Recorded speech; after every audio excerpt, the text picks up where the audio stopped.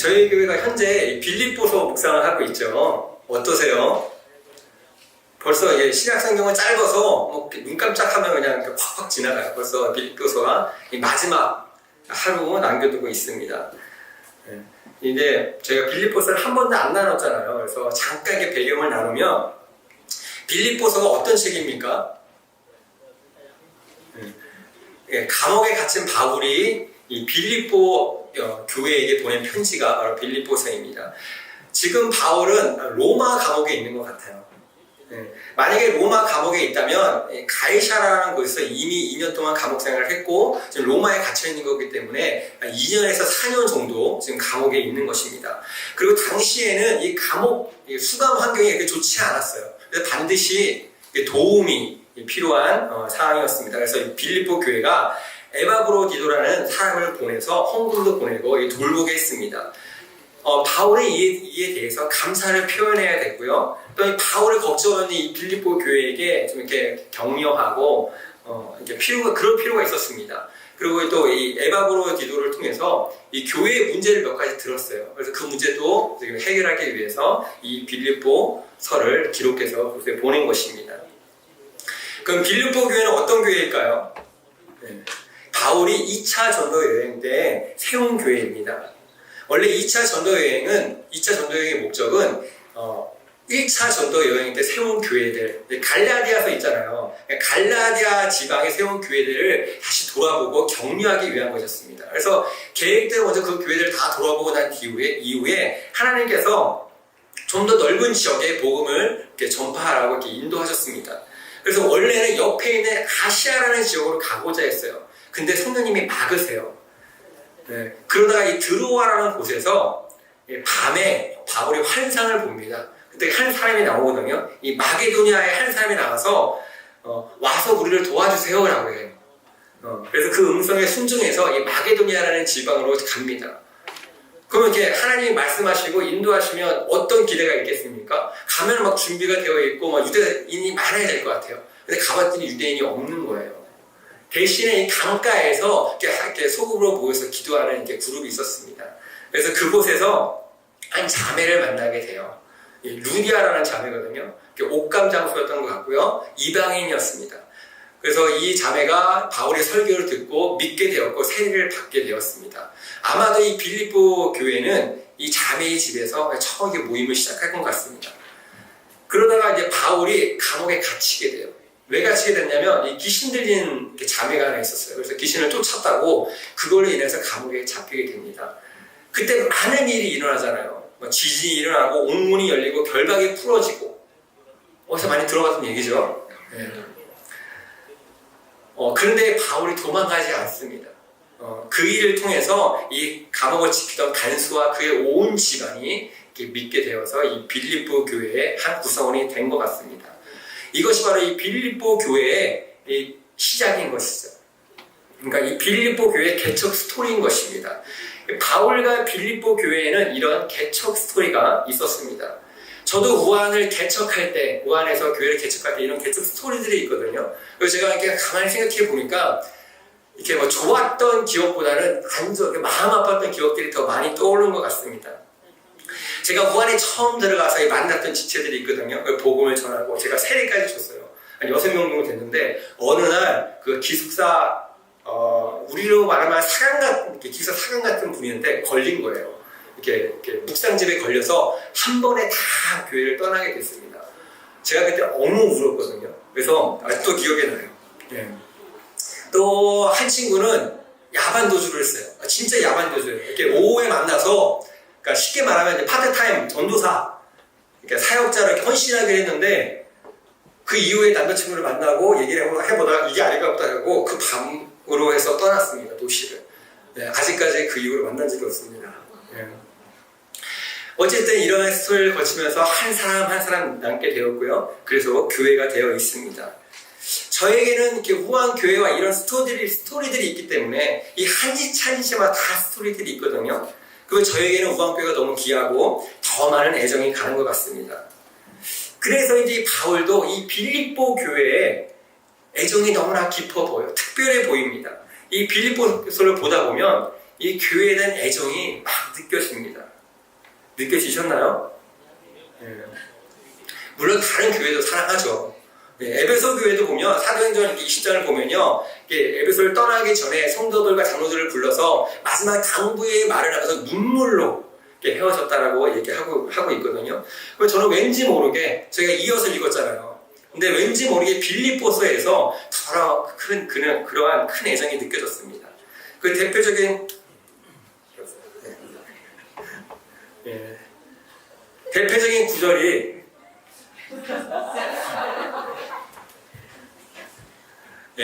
빌립보서 1장 7절이잖아요. 내가 여러분 모두를 이렇게 생각하는 것은 나로서는 당연한 일입니다. 내가 여러분을 내 마음에 간직하고 있기 때문입니다. 8절에서도 얘기하잖아요. 내가 그리스도 예수의 심정으로, 이게 개역 개정 성경에 보면 심장이라고 표현하고 있거든요. 내가 예수 그리스도의 심장으로 너희를 사랑하는지 하나님께서 내 증인 되신다 라고 얘기하고 있는 말입니다. 얼마나 멋있고 얼마나 감동되는 말이에요. 내가 예수 그리스도의 심장으로 사랑한다.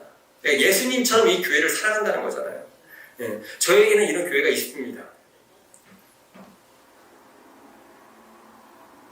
심장으로 사랑하는 교회가 있죠. 왜냐하면 한 사람 한 사람이 제 마음에 있기 때문에 있습니다. 근데 저뿐만 아니라 모든 목회자들이 저는 같은 마음이라고 생각하거든요. 제가 만난 모든 목회자님들이 다 이런 마음을 가지고 있습니다. 이 교회를 위해서면, 성도를 위해서면, 이게 시작 때부터 계속 우셔가지고 제가 심한 F예요.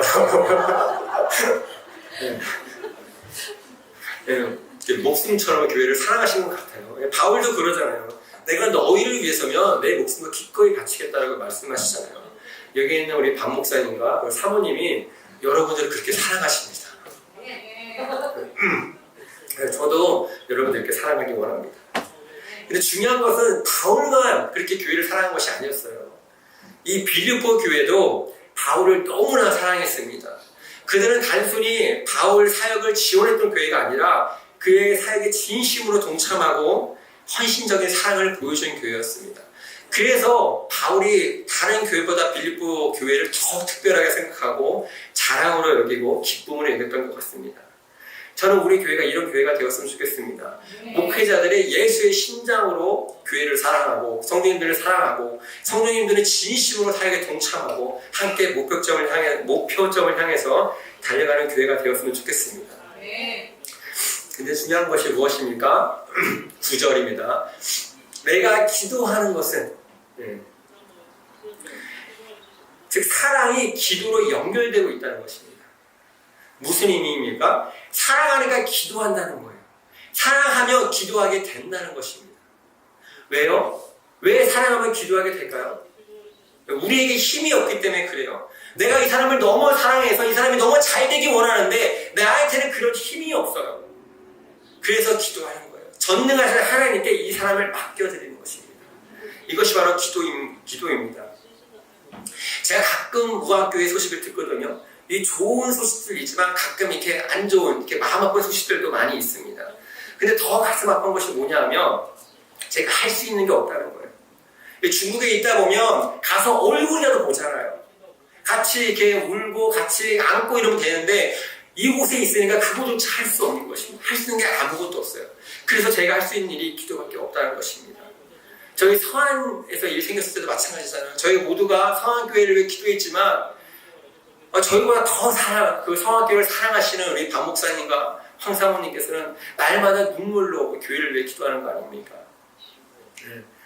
사랑하면 기도하게 되는 것입니다. 사랑하는데 기도 안 해요? 그럼 정말 내가 이 교회를 사랑하는지 그 사람을 사랑하는지에 대해서 한번 고민해 봐야 될 것 같습니다. 그래서 바울은 이 빌립보 교회에게 사랑을 고백한 이후에 내가 그들을 위해 기도하고 있다라고 얘기하고 있는 것입니다. 여러분 교회를 사랑하십니까? 그러면 교회를 위해 기도하셔야 됩니다. 여러분 이렇게 가족을 사랑하십니까? 누군가를 사랑하십니까? 기도해야 되는 것입니다. 그래서 우리가 무엇을 위해 기도해야 될까요? 내가 너무나 사랑해서 이 사람을 위해 기도하는데 무엇을 위해 기도해야 될까요? 예. 더욱더 풍성하게 되어서. 예. 지금 바울은 빌립보 교회가 더욱더 풍성하게 되기를 기도하고 있습니다. 사실 이것이 우리가 바라는 인생 아니에요. 더욱더. 즉 우리가 하나님 안에서 우리의 인생이 점점 더 풍성해지는 것, 우리가 이것을 다 바라는 것 아니겠습니까? 저 여러분들 축복합니다. 여러분 인생이 점점 더 풍성해지기를 축복합니다. 근데 사실 제가 이걸 축복하지 않아도 예수 그리스도와 함께하는 사람들은 이러한 축복을 받습니다. 예. 요한복음 10장 10절에서 뭐라고 그러고 있습니까? 예수님께서 오신 이유가 뭐예요? 나는 양들의 생명을 얻고 양들에게 생명을 주시는 것이 예수님이 오신 이유예요. 그런데 여기서 끝나는 것이 아니라 더 넘치게 더욱더 풍성하게 하시려고 이 땅 가운데 오셨습니다. 그래서 우리가 예수 그리스도 안에 있으면 풍성해지는 거예요. 이것이 예수님께서 십자가에서 이루신 일이고 우리가 마땅히 누릴 일인 것입니다. 그래서 우리는 기대감을 가져야 돼요. 우리 인생이 점점 더 풍성해질 것에 대한 기대감을 가져야 되는 것입니다. 그래서 중요한 것이 뭐예요? 무엇이 풍성해지느냐라는 거죠. 우리는 바울의 기도를 통해서 어떤 것이 풍성해져야 되는지 알 수 있습니다. 바울이 몇 가지를 위해 기도하거든요. 함께 살펴보도록 하겠습니다. 우리는 무엇이 풍성해져야 되는가? 첫 번째, 사랑이 풍성해지기를 기도해야 됩니다. 사실 빌립보 교인들이 누려야 될 풍성함이 얼마나 많이 있습니까? 저희가 좋아하는 물질적인 풍성함, 건강, 명예, 풍성해야 될 것이 너무나 많이 있습니다. 이 빌립보 교회가 헌금을 계속했지만 넉넉한 교회가 아니었어요. 그런데 사도 바울은 왜 사랑이 풍성해지기를 기도했을까요? 왜냐하면 우리 신앙생활에서 가장 중요한 것이 바로 사랑이기 때문에 그렇습니다. 왜요? 하나님이 그렇게 말씀하셨습니다. 한번 요한일서 4장 7절 8절 말씀 같이 읽도록 하겠습니다. 하나, 둘. 사랑하는 여러분, 서로 사랑합시다. 사랑은 하나님께서 가진 것입니다. 사랑하는 사람은 다 하나님에게서 왔고 하나님을 압니다.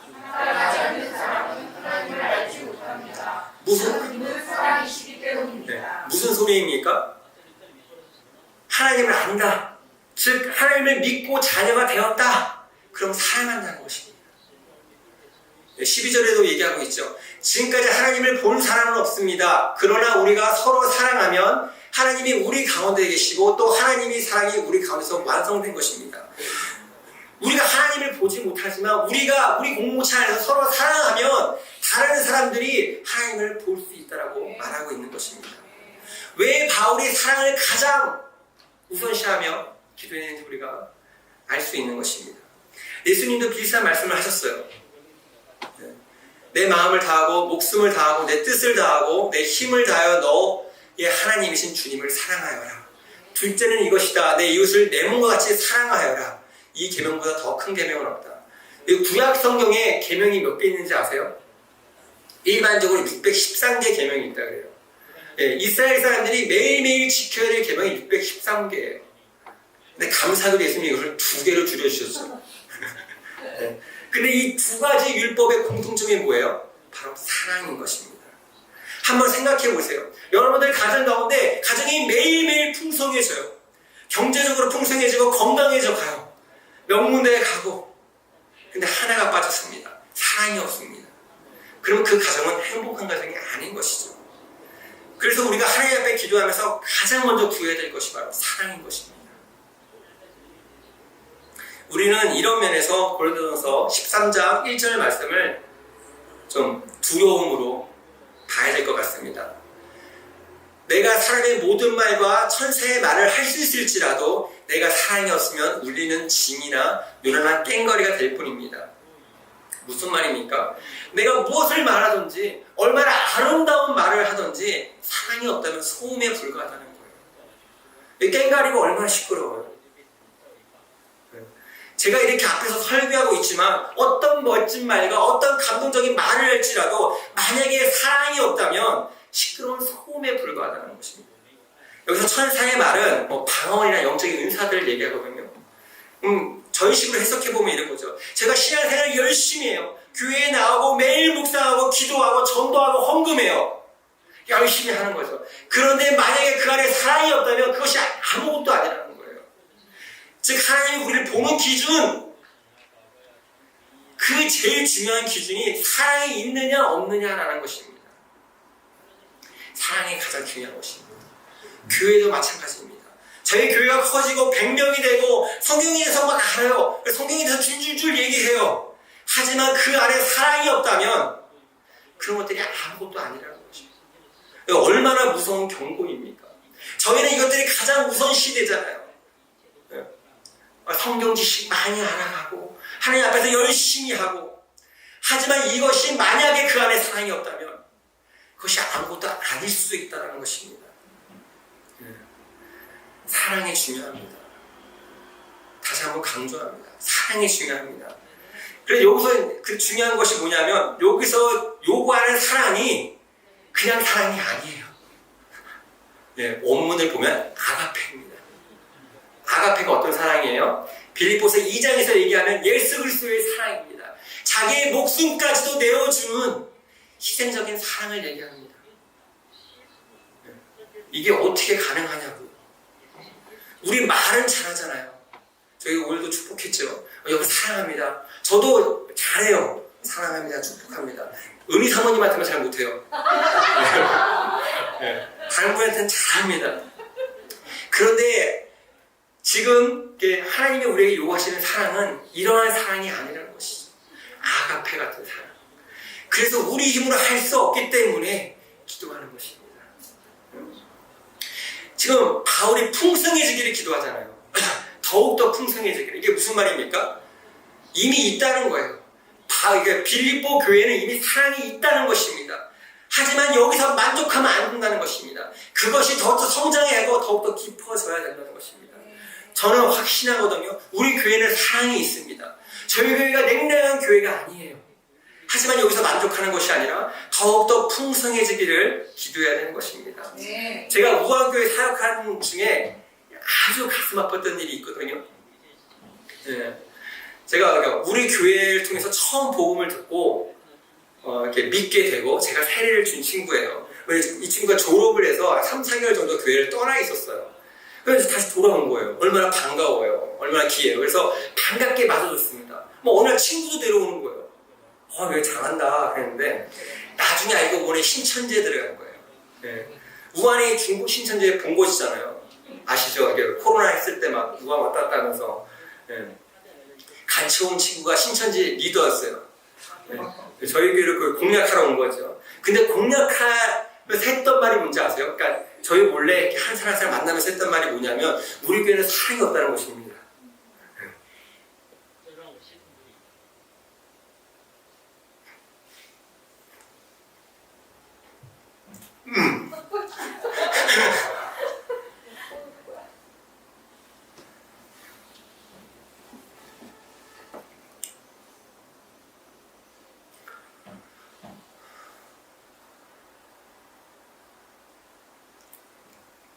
그 말이 아직까지도 제 마음속에 있습니다.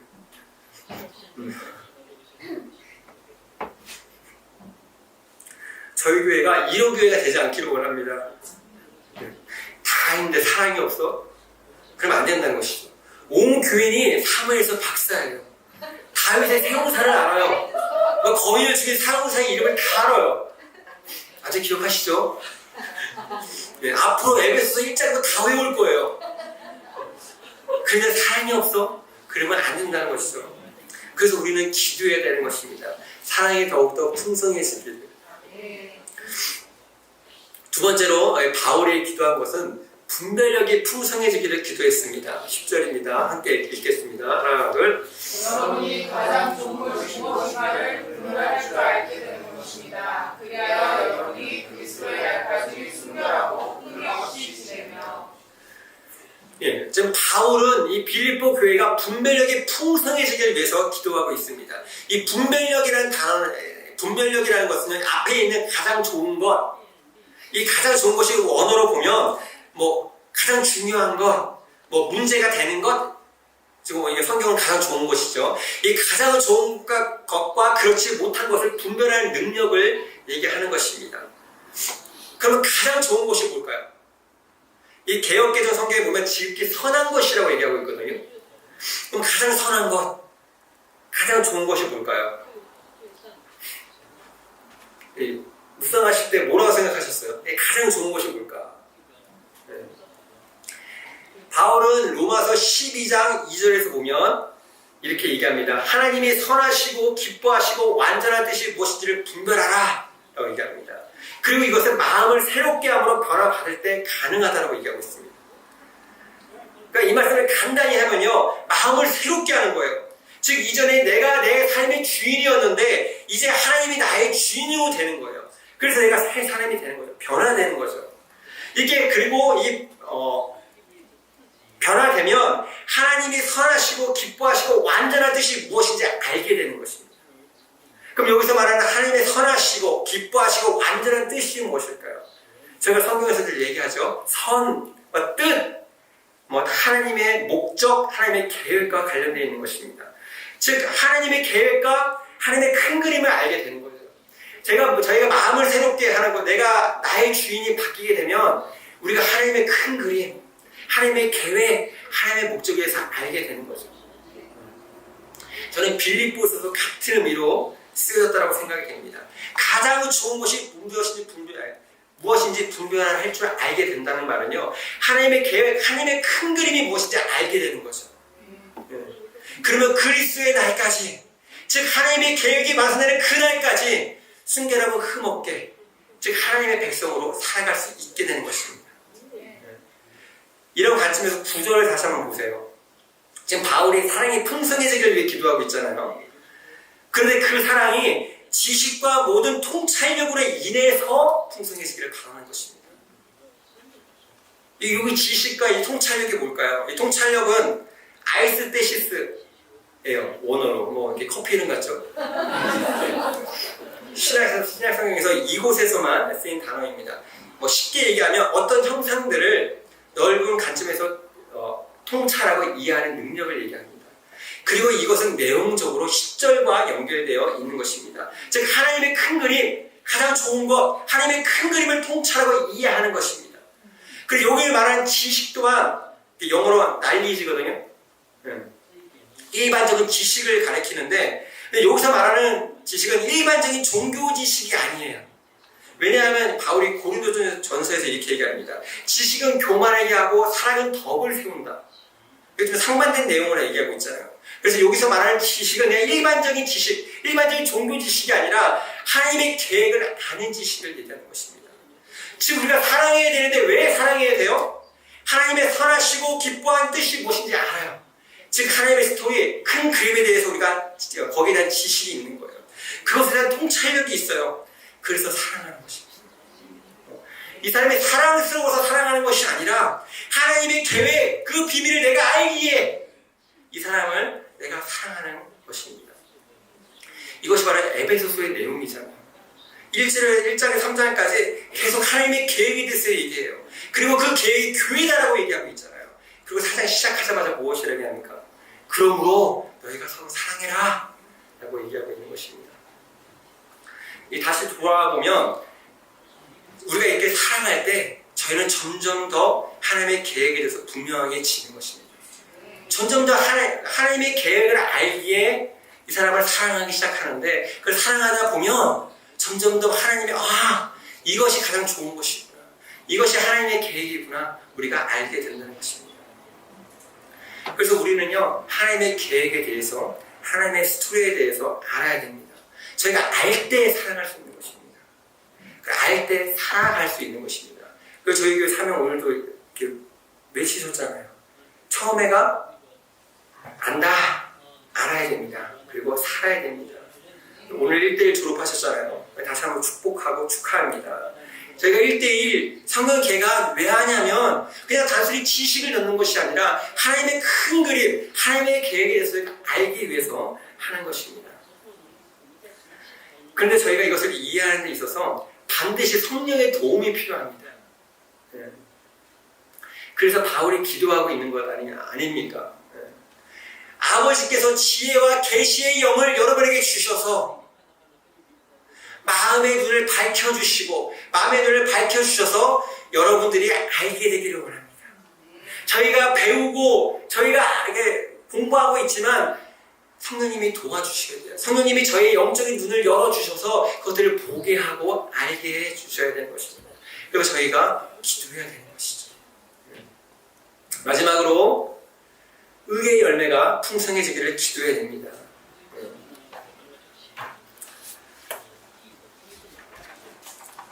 11절 같이 읽도록 하겠습니다. 하나, 둘.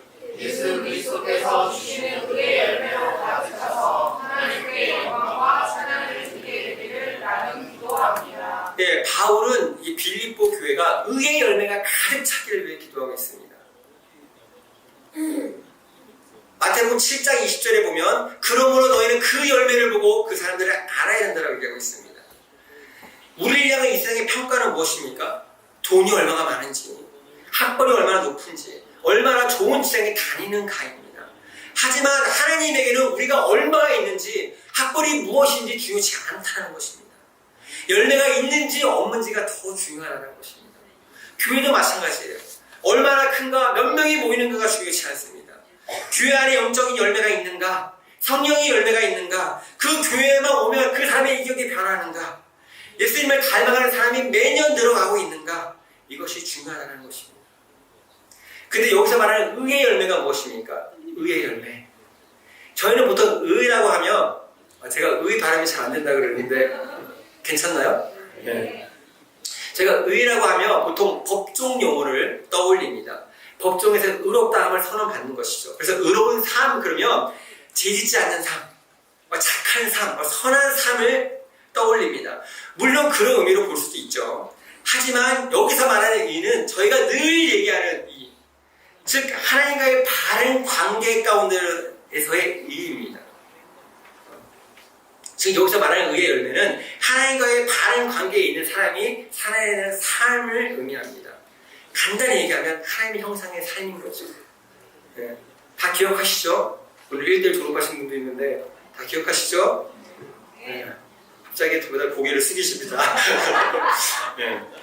하나님과 교제하는 존재, 네. 공무체적인 존재, 다스리는 존재입니다. 그런데 중요한 것이 뭐냐 하면 제가 이번에 묵상하면서 보니까 바울은 이 중에서도 특별하게 강조하고 있는 것이 있다는 것입니다. 그것이 뭐냐면 바로 공동체적인 삶에 대해서 강조하고 있는 것입니다. 한번 보세요. 빌립보서 1장 27절에 너희는 그리스도 복음에 합당하게 생활하십시오라고 얘기하고 있습니다. 그런데 바로 그 뒤에 제시하는 삶의 모습이 무엇입니까? 여러분은 같은 생각을 품고 같은 사랑을 하고 한 마음이 되어서 다 이 공동체 하나님에 대해서 얘기하고 있어요. 그리고 2장 12절에 봐도 그렇습니다. 너희가 구원을 이루어 가십시오라고 얘기한 다음에 모든 일을 불평과 시비로 하지 말라라고 얘기하고 있습니다. 다 공동체에 대해서 얘기하고 있는 거예요. 무슨 말입니까? 복음에 합당한 삶, 구원을 이루어가는 삶, 다 공동체의 삶이라는 것이죠. 공동체 하나됨이라는 것이죠. 저희는 늘 구원을 이루어가려면 무엇이 딱 먼저 떠올라요? 하나님과 나의 관계를 잘해서 신앙생활 열심히 해야지. 내가 막 이렇게 묵상 열심히 하고 성경 열심히 읽고 기도 열심히 해서 내가 구원을 완성해야지라고 생각하고 있지만 바울이 우리에게 제시하는 삶을 공동체적인 삶이라는 것입니다. 왠지 아세요? 하나님 나라의 삶의 핵심이 공동체에 있기 때문에 그렇습니다. 자기가 그렇게 살았을 때 이 구부러지고 뒤틀어진 세대 가운데 발과 같이 빛날 수 있다고 얘기하고 있는 것입니다. 네. 하나님 나라의 핵심이 여기 있습니다. 왜요? 하나님의 계획이 뭐예요? 하나님의 계획. 에베소서에 보면 뭐라고 얘기하고 있어요? 때가 차면 그리스도를 머리로 하여 통일시키는 것. 조건이 있어요. 그리스도를 머리로 삼는 것입니다. 그리스도를 나의 왕으로 삼는 것이에요. 그 다음에 뭐예요? 통일시키는 것. 도대체 이게 무슨 말일까요?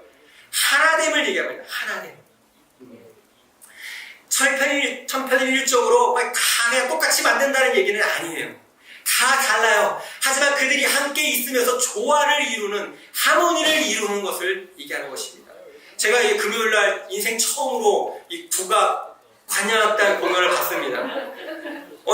악기 교회들이 이제 소리가 다 달라요. 뭐 하나는 막 띵띵띵띵 이러고, 하나는 깽깽깽깽 거리고, 뭐 탕탕탕탕 이러고. 근데 그것이 합쳐짐을 통해서 하모니를 이렇게 이루는 모습을 볼 수 있었습니다. 이것이 바로 하나님 나라인 것입니다. 그 계획을 실체화해서 우리에게 보여준 것이 바로 교회 아닙니까? 다 다른 사람이 모여 있습니다. 그런데 그것을 조화를 해주는 것이죠. 그것이 바로 하나님 나라입니다. 교회는요, 그냥 어떤 건물, 어떤 조직이 아니라 하나님 나라의 모형인 것입니다. 그리고 저희가 이 교회 안에서 하나님을 이루는 것, 그것이 하나님 나라의 핵심이라는 것이죠. 근데 쉽지 않잖아요. 저희 이렇게 작은 교회에서도 쉽지 않잖아요. 왜요? 그건 저희 문제가 아니에요. 대적이 있기 때문에 그렇습니다. 지난주에도 목사님이 말씀하셨잖아요. 저희가 에베소 구조를 보다 보면 계속 공동체 하나님에 대해서 얘기해요. 뭐 니네가 너희는 교회의 몸이다. 서로 연결되어 있다. 서로 사랑해서 하나 되어야 된다. 그러다 갑자기 영적 전쟁에 대해서 얘기해요. 왜 그렇게 얘기했을까요? 하나 되는 것이 영적 전쟁이라는 것입니다. 저희를 하나 되지 못하게 하는 대적이 있다는 것입니다. 그래서 빌립보서도 보다 보면 너희가 복음에 합당하게 생활하십시오라고 얘기한 다음에 그 뒤에 나오는 단어들을 보면 군사적인 용어로 가득 차 있습니다. 영적 싸움이라는 것입니다. 그래서 바울이 무엇이라고 얘기합니까? 온갖 기도와 간구로 언제나 성령 안에서 기도하십시오. 이것을 위하여 늘 깨어서 끝까지 참으면서 모든 성도를 위하여 간구하십시오. 2번이나 강조해요. 기도하십시오. 저희는 오해하면 안 되는 게 전신갑주 싸우는 방법이 아니에요. 저희의 무장이에요. 무장. 이것들을 무장한 다음에 저희가 어떻게 싸우느냐, 어떻게 전쟁을 하느냐, 바울은 바로 이어서 그 전쟁하는 방법에 대해서 얘기하고 있습니다. 기도하라고 얘기하고 있습니다. 저희가 이 무장을 한, 전신갑주로 무장한 다음에 기도로서 이 싸움을 해나가야 되는 것이죠. 말씀을 정리하도록 하겠습니다. 바울 서신을 보다 보면 계속 하나님에 대해서 얘기합니다. 제가 처음에는 교회들이 이렇구나. 위로를 받았어요. 격려를 받았어요. 지금 현대 교회만 이렇게 싸우는 것이 아니고 바울 때부터 모든 교회들이 싸웠구나. 이 싸움하지 말라고 하나님을 강조하는구나 라고 생각을 했는데 제가 이번에 에베소서와 빌립보서를 보면서 알게 된 것은 이 하나님 나라의 핵심이 이 공동체에 있다는 것입니다. 그래서 바울은 이것을 위해서 이 사랑하는 교회를 위해서 기도하고 있는 것입니다. 저희의 교회도 이것을 위해 기도했으면 좋겠습니다. 저는 여러분들이 이 하나님 나라의 비밀, 이 바울이 말한 이 공동체의 비밀을 깊게 알게 되기 바랍니다. 그냥 들어서 조금 알고 있는 것이 아니라 정말로 깊게 들어가 그 비밀에 대해서 알게 되길 바랍니다. 오 크도다 경건의 비밀이요. 이 바울의 감탄과 이 감동이 우리 안에 있기를 원합니다. 그러면요 우리가 깊게 사랑할 수 있게 되는 거예요. 이 공동체 안에서 의의 열매를 맺게 될 수 있는 것입니다. 그랬을 때 하나님이 영광과 찬양을 받는다라고 얘기하고 있습니다. 우리가 이렇게 공동체로 살아갈 때 하나님께서 가장 흐뭇하시다는 거예요. 바울은 신앙생활의 경주로 비유하고 있습니다. 근데 바울은 이것을 혼자 다닌다라고 얘기하지 않아요. 그 빌립보서 보면 얘기하잖아요. 내가 아직 그 목표점에 다다른 것이 아닙니다 라고 얘기하고 있는데 왜요? 빌립보 교회가 그 경주를 완주했을 때 비로소 자기의 그 달리기, 그 경주가 완성된다라고 얘기하고 있는 것입니다. 지금 함께 달리고 있는 거예요. 지금 저희는 함께 이 믿음의 경주를 함께 하고 있는 것입니다. 그 경주가 쉽지 않아요. 제가 지난주 체육대회 있잖아요. 2인 삼각 같은 거예요. 2인 삼각 쉬웠어요? 어렵잖아요. 혼자 아무리 잘해도 안 돼요. 우리 예천이 보셨죠? 저는 무슨 스포츠카인 줄 알았어요. 갑자기 달리니까 얘가 푹 가라앉아요. 근데 막 달리는데 야수 같았어요. 근데 혼자 아무리 잘해도 아무리 빨라도 함께 달리니까 저희 조가 이겼거든요. 함께 달리는 것입니다. 양보하고 맞추고 함께 기도해야 되는 것입니다. 우리가 우리 공동체가 함께 이 믿음의 경주를 잘 달려갔으면 좋겠습니다. 점점 더 하나님 나라의 계획에 대해서 알게 되고 점점 더 사랑이 깊어지고 이 안에서 서로 복종하고 순종하는 일들이 일어났으면 좋겠습니다. 우리 함께 기도하시겠습니다. 우리 계시록에 보면 이 에베소 교회는 첫사랑을 잃었다라고 평가받고 비판받고 있습니다. 반대로 이 데살로니가 교회는요, 사랑이 점점점 풍성해져 간다라고 칭찬받고 있습니다. 우리 교회가 어떤 교회의 모습이 되었으면 좋겠습니까? 여러분이 몸담고 있는 이 교회가 어떤 모습으로 변해갔으면 좋겠습니까? 저는요, 우리 교회가 점점 더 풍성해지기를 원합니다. 사랑이 풍성해지기를 원합니다. 하나님의 계획을 아는 그 깊이가 점점점 풍성해지기를 원합니다. 이 공동체 안에서 서로 사랑하고 의의 열매를 맺는 그 깊이가 점점점 깊어졌으면 좋겠습니다. 하지만요, 이것이 자동으로 되는 것이 아닌 것입니다. 우리가 노력해야 되고요, 우리가 기도해야 되는 것입니다. 우리가 이 시간 좀 하나님 앞에 나와서 함께 기도했으면 좋겠습니다. 하나님, 우리가 점점 더 하나님의 계획에 대해서 깊어지기 원합니다. 그 놀라운 계획에 대해서 내가 알고 감탄하게 되기를 원합니다. 그것을 알기에 지식과 통찰력으로 내가 시대를 더 사랑하게 되기를 원합니다라고 우리 함께 기도하시겠습니다.